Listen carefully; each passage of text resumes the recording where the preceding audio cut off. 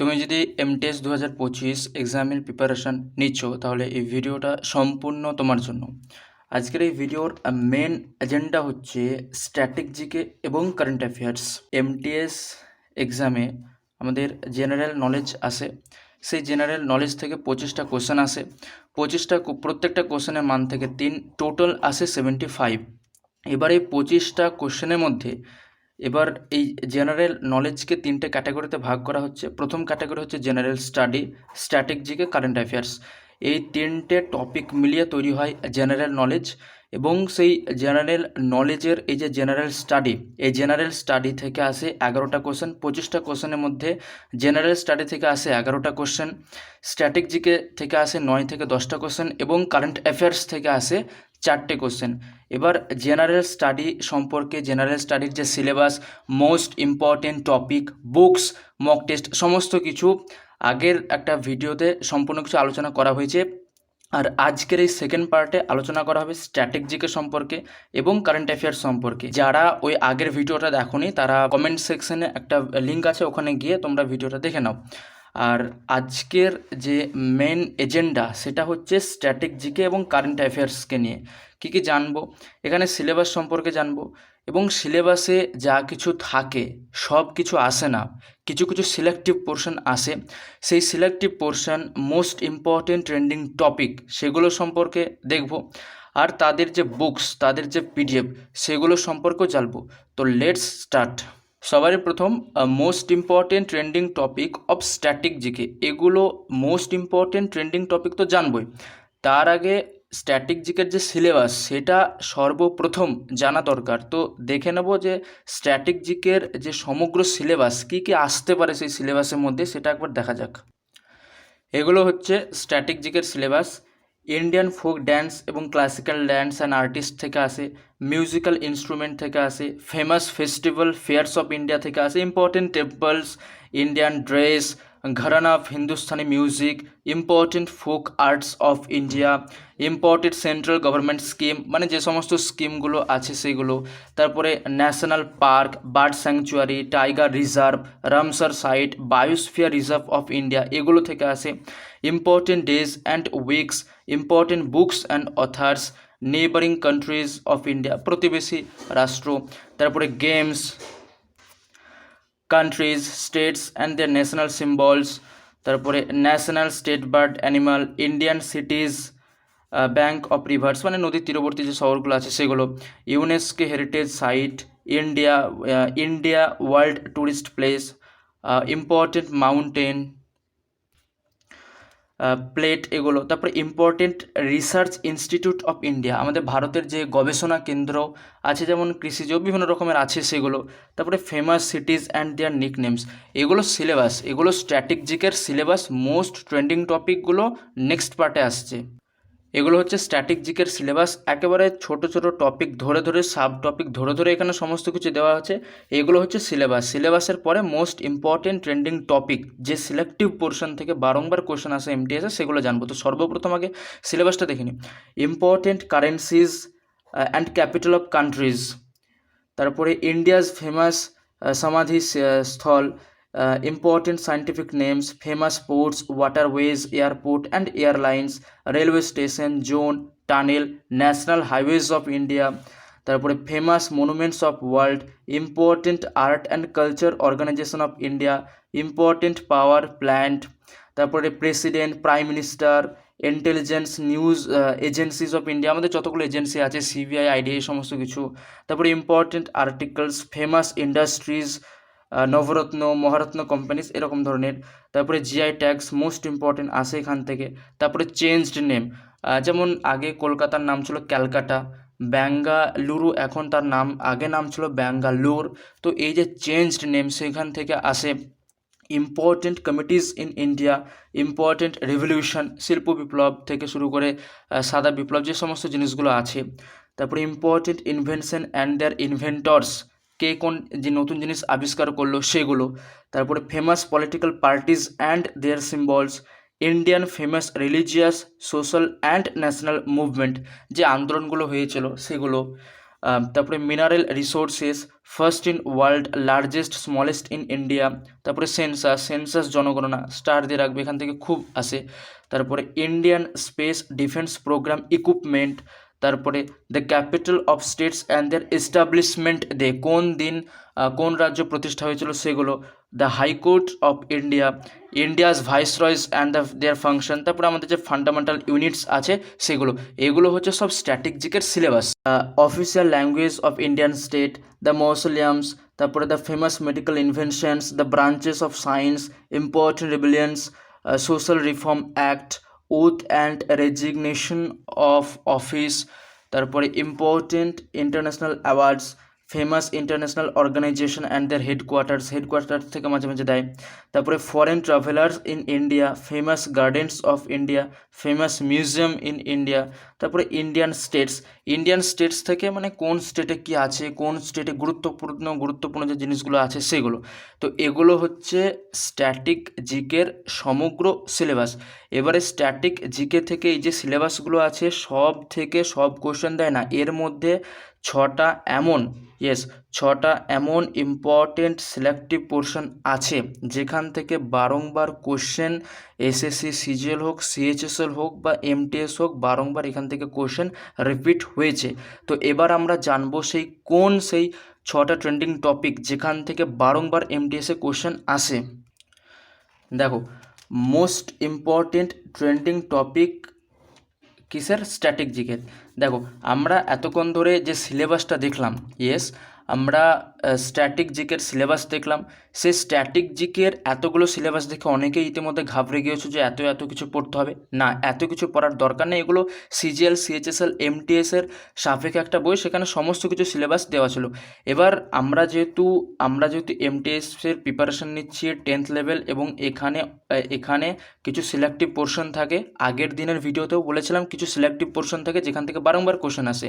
এবার এই এতগুলো সিলেবাসের মধ্যে, এতগুলো টপিক চ্যাপ্টারের মধ্যে টোটালি 6খানা টপিক এমন আছে, টোটালি 6খানা টপিক এমন আছে যেগুলো তুমি যদি কভার করতে পারো তাহলে স্ট্যাটিক জিকেতে যে 11খানা কোশ্চেন আসে, সে 11খানা কোশ্চেনের মধ্যে 8 থেকে 9টা কোশ্চেন আরামসে হয়ে যাবে। 8 থেকে 9টা কোশ্চেন, মানে ভাবো, এটাই হচ্ছে স্মার্ট স্টাডি। আমরা অনেকে স্মার্ট স্টাডি এবং হার্ডওয়ার্কের মধ্যে, হার্ড স্টাডি বা স্মার্ট স্টাডি এর মধ্যে ডিফারেন্স ঠিকমতো খুঁজে পায় না। এটাকে বলে স্মার্ট স্টাডি, যেখান থেকে বারংবার কোশ্চেন আসছে, যে সিলেক্টিভ পোর্শন থেকে বারংবার কোশ্চেন রিপিট হচ্ছে, সেগুলোকে সবার প্রথমে আয়ত্ত করা, এটাকেই স্মার্ট স্টাডি বলে। তুমি এমন একটা চ্যাপ্টার পড়ছো যেখান থেকে হয়তো 5 বছরে মাত্র একটা কোশ্চেন এসেছে, তাহলে সেরকম চ্যাপ্টার পড়ে ফায়দাটা কী হলো? বরং সেই চ্যাপ্টারটা পড়ো যেখান থেকে প্রতিবার 3-4টে কোশ্চেন তো এমনিই দিয়ে দেয় পরীক্ষাতে, এমটিএস হোক, সিজিএল হোক বা সিএইচএসএল হোক।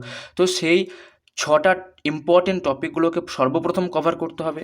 যে 4 মাস আমাদের কাছে সময় আছে, সেই 4 মাসের মধ্যে সর্বপ্রথম এই 6খানা টপিক প্রথমে কভার করে নেব 2-3 মাসের মধ্যে, তারপরে বাকি যে মিসলেনিয়াস পড়ছে সেগুলো করব। এই 6খানা টপিককে যদি কভার করা যায় তাহলে মোটামুটি 8-9টা টপিক, মানে 8 থেকে 9টা কোশ্চেন তো আরামসে পারা যাবে। এবার 8 থেকে 9টা কোশ্চেন মানে 3-9-27, মানে স্ট্যাটিক জিকে আমরা কারেন্ট অ্যাফেয়ার্স যেমন গেম চেঞ্জার হিসেবে কাজ করে, স্ট্যাটিক জিকেও তেমনি গেম চেঞ্জার হিসেবে কাজ করে। মানে 9টা কোশ্চেন, 8 থেকে 9টা কোশ্চেন, মানে ভেবে নাও তোমার 27 নাম্বার, 75-এর মধ্যে 27 নাম্বার তোমার এখানে রেডি হয়ে যাচ্ছে যদি 6খানা টপিক তুমি করে নাও। এবার দেখো সেই 6খানা টপিক কোনগুলো। প্রথম হচ্ছে ড্যান্স। একেবারে সিলেবাসে সর্বপ্রথম আমরা দেখেছিলাম ফোক ড্যান্স, ক্লাসিক্যাল ড্যান্স যতগুলো আছে, মানে কোন ড্যান্স কোন রাজ্যের, এবং সেই ড্যান্সের সম্পর্কে একটু ডিপলি স্টাডি করতে হবে। কীরকম ডিপলি?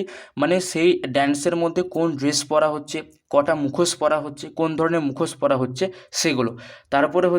তারপরে নেক্সট টপিক হচ্ছে ফেস্টিভ্যালস অ্যান্ড ফেয়ার্স।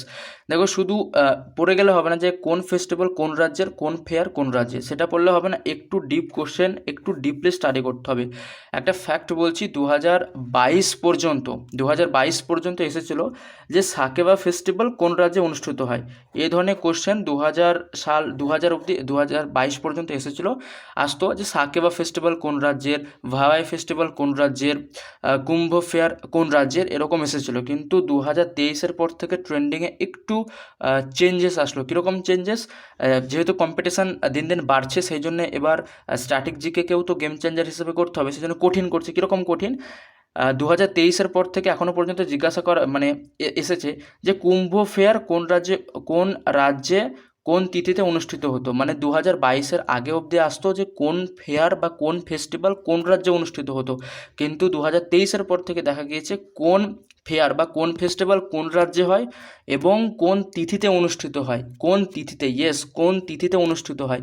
এটাও এই ধরনের কোশ্চেন, মানে একটু ডিপলি স্টাডি করে যেতে হবে। শুধু যে রাজ্যে এই ফেস্টিভ্যাল অনুষ্ঠিত হচ্ছে, এই রাজ্যে এই মেলা হচ্ছে, সেটা করলে হবে না, একটু ডিপ স্টাডি করে যেতে হবে যে কোন তিথিতে হচ্ছে সেগুলো ধরনের। তারপরে নেক্সট যে ইম্পর্টেন্ট এবং স্টার মার্কিং ভেরি ইম্পর্টেন্ট যে টপিক, যেখান থেকে দুটো কোশ্চেন তো আর মানে প্রত্যেকটা শিফটে দেখতে পাওয়া যায়, সেটা হচ্ছে মিউজিক্যাল ইনস্ট্রুমেন্ট বা বাদ্যযন্ত্র। এই মিউজিক্যাল ইনস্ট্রুমেন্ট থেকে কীরকম ধরনের কোশ্চেন আসে? বিভিন্ন ধরনের মিউজিক্যাল ইনস্ট্রুমেন্ট আছে, যেমন বাঁশি, তারপরে ক্যাশিও, তারপরে সিতার। এবার এখান থেকে কোশ্চেন দেয় যে একটা ব্যক্তি এরকম কোশ্চেন দেবে যে পণ্ডিত রবিশঙ্কর কোন বাদ্যযন্ত্রের সাথে যুক্ত। এরকম কোশ্চেন দেবে যে পণ্ডিত রবিশঙ্কর কোন বাদ্যযন্ত্রের সঙ্গে যুক্ত। কোন বাদ্যযন্ত্রের সঙ্গে যুক্ত হবে? সিতার। পণ্ডিত রবিশঙ্কর কোন সঙ্গে যুক্ত? এটা হবে, উত্তর হবে সিতার। সিতারের সঙ্গে পণ্ডিত রবিশঙ্কর যুক্ত আছে। তো এরকম ধরনের মিউজিক্যাল ইনস্ট্রুমেন্ট থেকে কোশ্চেন দেয়। আর এখান থেকে দুই থেকে তিনটে কোশ্চেনও এই মিউজিক্যাল ইনস্ট্রুমেন্ট থেকেই দিয়ে দেয়। 2 থেকে 3টে কোশ্চেন। মিউজিক্যাল ইনস্ট্রুমেন্ট একটু হার্ড আছে, অনেকগুলো নাম আছে, অনেকগুলো ইনস্ট্রুমেন্ট আছে, তাই একটু সময় নিয়ে পড়তে হবে, এবং পড়লে 2 থেকে 3টে কোশ্চেন তো গ্যারান্টি। তারপরে মোস্ট ইম্পর্টেন্ট আরও একটা যেটা হচ্ছে, তা হলো সেন্সাস বা জনগণনা। এখান থেকে দেয় যে কোন রাজ্যের যে জনঘনত্ব সব থেকে বেশি, কোন রাজ্যের জনসংখ্যা সব থেকে বেশি, কোন রাজ্যের আয়তন সব থেকে বেশি, কোন রাজ্যে মেয়েদের সংখ্যা বেশি, কোন রাজ্যে যে পুরুষ এবং মহিলার যে অনুপাত সেটা বেশি, কোন রাজ্য শিক্ষিত, কোন রাজ্য মানে শিক্ষার হার কম। এই ধরনের কোশ্চেনগুলো খুব দেয় সেন্সাস থেকে। শুধু যে ওই জনসংখ্যা না, তার সঙ্গে সঙ্গে কোন রাজ্যের শিক্ষার হার সব থেকে বেশি, কোন রাজ্যে খনিজ ভাণ্ডার সব থেকে বেশি পাওয়া যায়, সমস্ত কিছু, কোন রাজ্য স্বাস্থ্যের দিক থেকে এগিয়ে, সমস্ত কিছু সেন্সাস এই জনগণনা থেকে দেয় কিন্তু। তারপরে যে মোস্ট ইম্পর্টেন্ট আর একটা টপিক হচ্ছে বুকস অ্যান্ড অথার।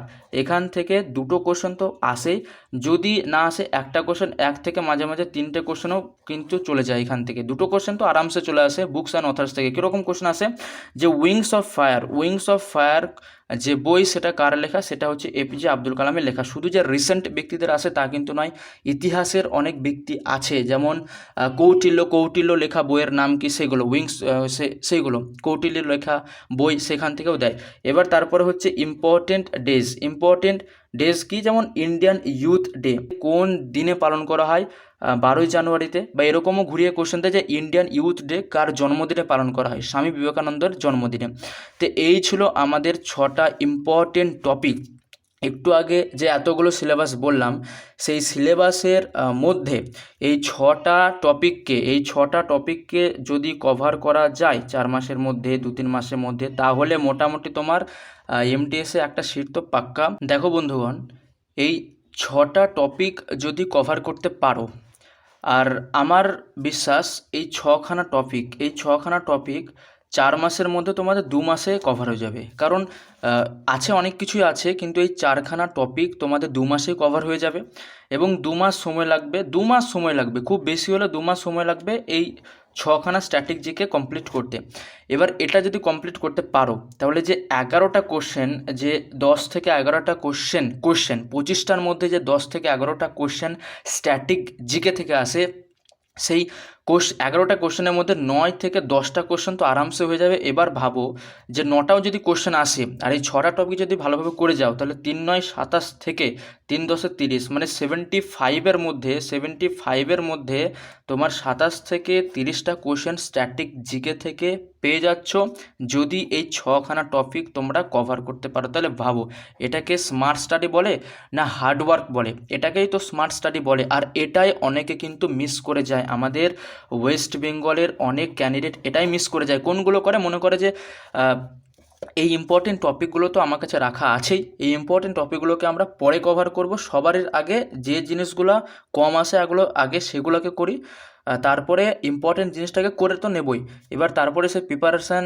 স্টার্ট করার 1-2 মাস পর যখন সে মক টেস্ট দেয়, আর এই মোস্ট ইম্পর্টেন্ট টপিকগুলো সে যখন কভার না করে মক টেস্ট দেয় এবং সেগুলো যখন সে কমন পায় না মক টেস্টের মধ্যে, তখন সে ডিমোটিভেট হয়ে যায় এবং প্রিপারেশানই ছেড়ে দেয় সে।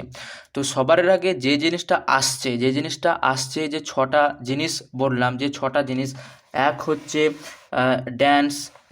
ড্যান্স, তারপরে ফেস্টিভ্যাল, তারপরে মিউজিক্যাল ইনস্ট্রুমেন্ট, তারপরে সেন্সাস, তারপরে বুকস অ্যান্ড অথার্স, তারপরে ইম্পর্টেন্ট ডেজ। এই 6খানা টপিক আগে ভালো করে কভার করো, তারপরে বাকি যে মিসলেনিয়াস পোর্শন থাকছে সেগুলোকে কভার করবে, কারণ এগুলো কভার করলে একটা আলাদা রকমেরই কনফিডেন্স কাজ করবে। দেখো, এবার আসছে কারেন্ট অ্যাফেয়ার্স। প্রত্যেকটা অ্যাসপারেন্ট, সে ইউপিএসসি হোক, সিজিএল হোক, সিএইচএসএল হোক, এমটিএস হোক, ব্যাংক হোক, বা আরও অন্যান্য যা কিছু আছে এক্সাম, প্রত্যেকটা ক্যান্ডিডেটদের মধ্যে একটা ভয়ের বাতাবরণের সৃষ্টি করে এই কারেন্ট অ্যাফেয়ার্স যুগ যুগ ধরে গেম চেঞ্জার হিসেবে কাজ করে আসছে। অলমোস্ট এভরিওয়ান, প্রত্যেকটা ইউটিউবে প্রত্যেকটা টিচার এরকম বলে যে কারেন্ট অ্যাফেয়ার্স কমন পাওয়া যায় না, প্রত্যেকে বলে কারেন্ট অ্যাফেয়ার্স কমন পাওয়া যায় না, কিন্তু আমি বলবো কারেন্ট অ্যাফেয়ার্স কমন পাওয়া যায়। ইয়েস, কমন পাওয়া যায়, 100% কমন পাওয়া যায়, আমিও পেয়েছি। সেই সেই সেই সেই জিনিসগুলো পড়তে হবে, কারণ আমি ইউটিউবে যে টিচারগুলো আছে তাদের যে অ্যানালাইসিস করানো সেগুলো তো আমি দেখি না, বরঞ্চ আমি নিজে পেপার ধরে ধরে অ্যানালাইসিস করি, এবং অ্যানালাইসিস করে আগের বছরগুলোতে যা জিনিস দেখতে পেয়েছি সেগুলো করি, এবং সেখান থেকে চলে আসে কারেন্ট অ্যাফেয়ার্স। হ্যাঁ, কারেন্ট অ্যাফেয়ার্সের কথা বলছি, কারেন্ট অ্যাফেয়ার্স চলে আসে 100%। এবার দেখো, কারেন্ট অ্যাফেয়ার্সে অনেক কিছু কারেন্ট অ্যাফেয়ার্সে আছে, সে নিউজ পেপার হোক বা ভিডিও হোক, ইউটিউবের অনেক কিছু আছে কারেন্ট অ্যাফেয়ার্সে, কিন্তু সেই অতগুলো জিনিসের মধ্যে আমাদের এমটিএসের জন্য, সিজিএল হলে আরও 4-এর জায়গায় হয়তো 8 হয়ে যেত, কিন্তু আমাদের এমটিএসের জন্য এই এমন কিছু 4টে টপিক আছে, মোস্ট ইম্পর্টেন্ট 4টে টপিক, যেগুলো এমটিএসে আসে কারেন্ট অ্যাফেয়ার্স থেকে। ইয়েস, কারেন্ট অ্যাফেয়ার্স থেকে টোটালি 4খানা কোশ্চেন আসে। এবার এই 4টে টপিক তুমি যদি কভার করতে পারো, তাহলে 4খানা কোশ্চেনের মধ্যে 4খানা কোশ্চেন তুমি আরামসে পেয়ে যাবে। আর 4খানা কোশ্চেন মানে হচ্ছে 12 নাম্বার, 75-এর মধ্যে 12 নাম্বার এখান থেকে হয়ে যাবে, যদি 4খানা টপিক কারেন্ট অ্যাফেয়ার্সের মধ্যে পড়া যায়। এবার অনেকে কী করে, অনেকে কারেন্ট অ্যাফেয়ার্স নিয়েই পড়ে থাকে। জিএসে যে পরিমাণ টাইম দেওয়ার কথা, ভোকাবুলারিকে, ইংলিশ রিডিং কম্প্রিহেনশনকে বা ইংলিশকে যে পরিমাণ টাইম দেওয়ার কথা, অনেকে তার থেকেও বেশি টাইম দেয় কারেন্ট অ্যাফেয়ার্সকে। এবং কোন জিনিসকে টাইম দেয়, এই 4টে টপিকের বাইরে যে জিনিসগুলো পড়ছে সেইগুলোতে বেশি করে টাইম দেয়, সেই কারণে তারা কমন পায় না। এবার সেই 4টে টপিক আমরা জানবো, যে 4টে টপিক থেকে বারংবার ঘুরে ফিরে কোশ্চেন দেয় কারেন্ট অ্যাফেয়ার্স থেকে, সিলেক্টিভ পোর্শন। প্রথম হচ্ছে স্পোর্টস। এবার স্পোর্টস থেকে কীরকম ধরনের কোশ্চেন আসে? প্রথম, যত ধরনের খেলা আছে সেগুলি আমাদের দেশের কোন রাজ্যে কবে অনুষ্ঠিত হবে? আমাদের যে আমাদের দেশে, আমাদের নেশনে যে যত ধরনের যে গেমস, যে স্পোর্টসগুলো আছে, সেই যত ধরনের খেলা আমাদের দেশে বিশেষ করে যে খেলাগুলো আছে, সেগুলো কোন রাজ্যে অনুষ্ঠিত হচ্ছে, কবে অনুষ্ঠিত হচ্ছে, বা আগামী বছর বা গত বছর কোথায় অনুষ্ঠিত হয়েছিল, কিংবা আগামী বছর কোথায় অনুষ্ঠিত হবে, এবং গত বছর কোন দল বিজয়ী হয়েছিল বা কে জিতেছিল, এখান থেকে দেয়। 2 নাম্বার হচ্ছে যত ইন্টারন্যাশনাল খেলা আছে, যেমন আমাদের ক্রিকেট, আইসিসি, তারপরে টেস্ট, তারপরে ওয়ার্ল্ড কাপ, যত ধরনের খেলা আছে, ফুটবল, যত ধরনের ইন্টারন্যাশনাল খেলা আছে সেগুলি কবে কোন দেশ হোস্ট করবে।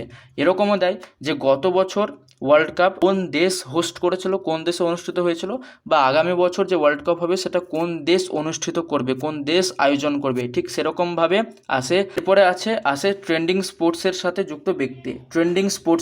যুক্ত ব্যক্তি, মানে ধরো একটা খেলা হচ্ছে, সেই খেলাতে যে জিতে গেল সে কোন রাজ্যের বা তার বাড়ি কোথায়, সে কোন খেলার সাথে যুক্ত, এগুলো আসে। তারপরে যেটা আসে, যে রিসেন্ট 1 বছরে যত ধরনের খেলা হয়েছে সেই স্পোর্টসের মাঠের ডিটেলস এবং প্লেয়ারের সংখ্যা, ধরো যে খেলাগুলো অনুষ্ঠিত হচ্ছে আমাদের দেশে বা ইন্টারন্যাশনাল লেভেলে যে খেলাগুলো হচ্ছে তাদের ডিটেলস, মানে সেই খেলায় কী করা হয়, কতগুলো প্লেয়ার আছে, মাঠ কীরকম হয়, কীরকমভাবে যে টার্মগুলো তার সঙ্গে যুক্ত, যেমন ফ্রি স্টাইল, বাটারফ্লাই স্টাইল সাঁতারের ক্ষেত্রে হয়, এই ধরনের জিনিসগুলো। তারপরে আম্পায়ার আর নো বল, ওয়াইড, এগুলো কোন খেলার সঙ্গে যুক্ত, এই ধরনের কিছু টার্ম যে খেলার সঙ্গে যুক্ত সেগুলো কিন্তু জেনে যেতে হবে। নেক্সট কারেন্ট অ্যাফেয়ার্স থেকে আসে অ্যামেন্ডমেন্ট বিল। অ্যামেন্ডমেন্ট বিল আমাদের পার্লামেন্টে যত ধরনের অ্যামেন্ডমেন্ট বিল হয় সেগুলো কিন্তু নিউজ পেপারে আসে। ইয়েস, নিউজ পেপারে আসে, রিলসে বা ইউটিউবে সবগুলো দেখা যায় না, বা টিভিতেও সবগুলো দেখা যায় না। যেমন এখন যে ট্রেন্ডিং যে অ্যামেন্ডমেন্ট বিল চলছে সেটা হচ্ছে ওয়াকফ বিল। এবার ওয়াকফ বিল ছাড়াও প্রতি বছর প্রতি সময়ে কোনো না কোনো বিল অ্যামেন্ডমেন্ট হতেই থাকে, কিন্তু সব তো আর ইউটিউবের রিলসে দেখায় না, কারণ সেগুলো দেখেও ওদের ফায়দাও হয় না, সেই জন্য দেখায় না, কিন্তু দেখালে আমাদেরই সুবিধা। এবার ওগুলো কোথায় পাওয়া যায়? ওগুলো পাওয়া যায় তুমি যদি গুগলে সার্চ করো তাহলে পেয়ে যাবে, কিংবা নিউজ পেপারের মধ্যে থাকবে। এবার সেই অ্যামেন্ডমেন্ট বিল, ওয়াকফ বিল ছাড়াও আরও অনেক বিল আছে এবং আগামী দিনে অ্যামেন্ডমেন্ট করা হয়েছে, বা গত বছর যে যে বিলগুলো অ্যামেন্ডমেন্ট করা হয়েছে সেগুলো সেখান থেকে দেয়, যে সেই বিলটা কী রিলেটেড ছিল সেখান থেকে দেয়। Amendment bill very very important, এখান থেকে একটা কোশ্চেন তো থাকেই, আমি দেখেছি প্রত্যেকটা শিফটে এরকম কোশ্চেন থাকে। আর নেক্সট হচ্ছে রিসেন্টলি অ্যাডেড জিআই ট্যাগস, তারপরে রামসার সাইট, এই ধরনের যে রিজার্ভেয়ারগুলো আছে সেই রামসার সাইট এখান থেকে দেয়, এখান থেকে একটা মিনিমাম দেখতে পাওয়া যায়। তারপরে হচ্ছে 4 নাম্বার হচ্ছে রিসেন্ট অ্যাওয়ার্ডস, যত ধরনের পুরস্কার। এবার দেখো পুরস্কার আবার বিভিন্নভাবে বিভিন্ন রকমের হয়ে থাকে। কীরকম? স্পোর্টস, আমাদের স্পোর্টসে কী কী পুরস্কার দেওয়া হচ্ছে। তারপরে সিনেমা, একটা সিনেমা বেরোলো, সেই সিনেমাতে কী কী পুরস্কার দেওয়া হলো, যেমন 12 ফেল মুভিতে যে অ্যাক্টর ছিল তাকে বিভিন্ন রকমের পুরস্কার দেওয়া হয়েছিল এগুলো। তারপরে রিসার্চ, কেউ কোনো নতুন গবেষণা করছে, বিশেষ করে আমাদের দেশে, বাইরে নাই। কারেন্ট অ্যাফেয়ার্স মূলত আমাদের দেশের ঘটনাগুলোতে আসে। আর স্পোর্টসের ক্ষেত্রে ইন্টারন্যাশনাল যে জিনিসগুলো থাকে সেখানেও যদি আমাদের কোনো দেশের স্পোর্টসম্যান যদি পার্টিসিপেট করে তো তার সম্পর্কে জিজ্ঞাসা করে। ইন্টারন্যাশনাল কোনো জিনিসই কারেন্ট অ্যাফেয়ার্সের মধ্যে আসে না। এরপরে হচ্ছে আর্মড ফোর্স, যে বিভিন্ন ধরনের যে মিশনগুলো হয় সেখানে কে নেতৃত্ব দিয়েছিল, সে কোন রাজ্যের, এই ধরনের কোশ্চেনগুলো দেয়। তারপরে আসে বাদ্যযন্ত্রের সাথে যুক্ত ব্যক্তি, এটা স্টার দিয়ে রাখবে, এটাকে মানে ভেরি ভেরি ইম্পর্টেন্ট। যদি 3টে জায়গায় যদি 4টেও স্টার দেওয়া যায় তো 4টে স্টার দিয়ে রাখবে এটা, যে বাদ্যযন্ত্রের সাথে যুক্ত ব্যক্তি। ধরো পণ্ডিত রবিশঙ্কর এই বছর একটা পুরস্কার পেল। এবার কোশ্চেন দেবে যে পণ্ডিত রবিশঙ্কর কোন ক্ষেত্রে যুক্ত হওয়ার কারণে পুরস্কারটা পেলেন, এরকম ধরনের কোশ্চেন কিন্তু দেয়। তো বাদ্যযন্ত্রের সাথে যুক্ত ব্যক্তিকে পুরস্কার দেওয়া হচ্ছে, এটা সব থেকে বেশি আসে এই রিসেন্ট অ্যাওয়ার্ডের মধ্যে। পদ্মশ্রী আরও যে সমস্ত আসে সেগুলো তো দেয়, স্পোর্টস, সিনেমা, রিসার্চ, আর্ম ফোর্সকে তো দেয়, কিন্তু বাদ্যযন্ত্রের সাথে যুক্ত ব্যক্তি থেকে পুরস্কার কোশ্চেন দেয়। আর এটাই হচ্ছে প্রত্যেকটা অ্যাসপারেন্টের মাথা ব্যথার কারণ, এটা মানে এটা তারা সোর্সটা খুঁজে পায় না, সেই জন্যে। দেখো এই যে 4টে টপিকস বললাম কারেন্ট অ্যাফেয়ার্সে, এটা এমটিএসের কারেন্ট অ্যাফেয়ার্সের জন্য ভেরি ভেরি ইম্পর্টেন্ট, এবং এগুলো যদি করা যায়, এই 4টে টপিক কারেন্ট অ্যাফেয়ার্সের জন্য আর বাকি টপিক করে লাভ নাই, এই 4টে টপিক যদি করা যায় নো টেনশন, মানে কারেন্ট অ্যাফেয়ার্স নিয়ে কোনো রকমের টেনশন, কোনো রকমের উদ্বেগ করার কোনো কারণ নেই, কারণ এই টপিকের বাইরে এমটিএসে এই টপিকের বাইরে কোনো কোশ্চেনে দেয় না কারেন্ট অ্যাফেয়ার্স থেকে, এগুলোই দেয়। এবার অনেকে নিউজ পেপার বা কারেন্ট অ্যাফেয়ার্সে উটফাটাং জিনিস পড়ে, এই মহাকাশে এটা যাচ্ছে, ওটা যাচ্ছে, সেটা যাচ্ছে, কিন্তু আসেই না এই স্কিম ইম্পর্টেন্ট। কারেন্ট অ্যাফেয়ার্স বা স্ট্র্যাটেজিকের পয়েন্ট অফ ভিউ থেকে স্কিম ইম্পর্টেন্ট, কিন্তু কারেন্ট অ্যাফেয়ার্সে স্কিমও দেয়, মাঝে মাঝে স্কিম দেয়, কিন্তু এই সমস্ত জিনিসগুলো বেশি পরিমাণে দেয়। এবার দেখো কারেন্ট অ্যাফেয়ার্সের এই যে কোন কোন টপিকগুলো আসে, যে জিনিসগুলো বললাম এত ডিটেলসে, একেবারে এইভাবে এত ডিটেলসে বললাম, তো এইভাবে অন্য কেউ হয়তো বলবে না, অন্য কোনো ইউটিউব চ্যানেল বলে দেবে ওপর যে এই স্কিম টিম এগুলো আসে, কিন্তু একেবারে টপিক ধরে সাব টপিক ধরে প্রথমবার হয়তো এখানে আমি বললাম। এবার দেখো জেনারেল নলেজ, আমরা জেনারেল নলেজের যে স্ট্র্যাটেজি ভিডিও এমটিএসের জন্য, এমটিএসের পয়েন্ট অফ ভিউ থেকে যে স্ট্র্যাটেজি ভিডিও আমরা স্টার্ট করেছিলাম, তো তার আজকে সেকেন্ড পার্ট। ফার্স্ট পার্টে বলেছিলাম যে জেনারেল স্টাডির ব্যাপারে সমস্ত কিছু, books, source, important topic, syllabus, সমস্ত কিছু। আর এই সেকেন্ড পার্টে বললাম স্ট্যাটিক জিকে এবং কারেন্ট অ্যাফেয়ার্স সম্পর্কে। এবার এই যে প্রথম ভিডিওতে জেনারেল স্টাডির ব্যাপারে যে যা বলেছিলাম, এবং সেকেন্ড পার্টে স্ট্যাটিক জিকে এবং কারেন্ট অ্যাফেয়ার্সের সম্পর্কে যা কিছু বলা হলো, এগুলো যদি করা যায় তো এমটিএস 2025-এ জেনারেল নলেজ থেকে যে 75 নাম্বার আসে, তো সেই 75-এর মধ্যে 65+ আরামসে, 65+ আরামসে। যদি কোনো ডাউট থেকে থাকে, যদি কোনো বুকস রিসোর্সের ব্যাপারে যদি কোনো ডাউট থেকে থাকে, তো you can comment me and যদি হেল্পফুল হয়ে থাকে, যদি এই স্ট্র্যাটেজি ভিডিওগুলো যদি হেল্পফুল হয়ে থাকে তাহলে এই দুটো তো অবশ্যই করতে পারো। নেক্সট পার্টে অন্য একটা ডাউট নিয়ে ডিসকাশন হবে। So let's start your preparation, your study.